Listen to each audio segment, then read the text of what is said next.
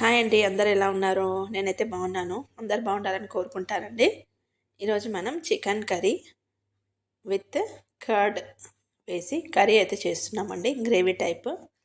2 big size ఆనియన్స్ని సన్నగా cut చేసుకున్నాము.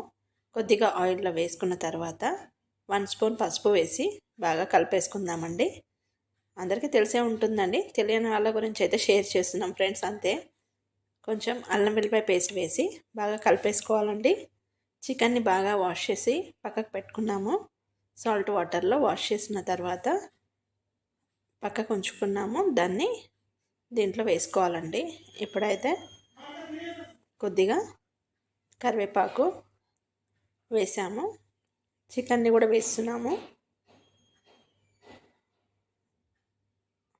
మొత్తం చికెన్ని ఇందులో వేసేసుకున్న తర్వాత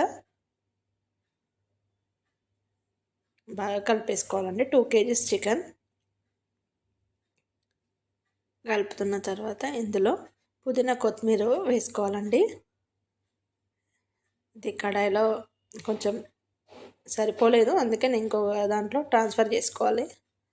ఇందులో కొంచెం కారం 1 స్పూన్ పైన వేసాము. కొద్దిగా సాల్ట్ వేసుకోవాలండి.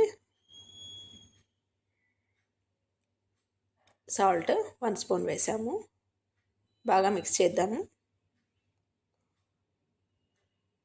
తర్వాత సిమ్లో పెట్టి ఉడికించాలండి. చికెన్ హాఫ్ ఉడికిన తర్వాత మనం వాటర్ అయితే వేసుకోవాలి. ఫస్టే వాటర్ వేస్తే చికెన్ అనేది ఉడకదండి. ఆయిల్లో ఉడికితేనే మనకి టేస్ట్ అనేది బాగుంటుంది. ఇలా మొత్తం ఒకసారి మిక్స్ చేసిన తర్వాత సిమ్లో పెట్టేసి ఉడికించాలి. నెక్స్ట్ ఇంకో దాంట్లోకి ట్రాన్స్ఫర్ చేసుకున్నాము. కొద్దిగా వాటర్ వచ్చాయండి. కొంచెంసేపు కలుపుకున్న తర్వాత ఇంకా కొంచెం వాటర్ వేస్తున్నాము. ఇప్పుడైతే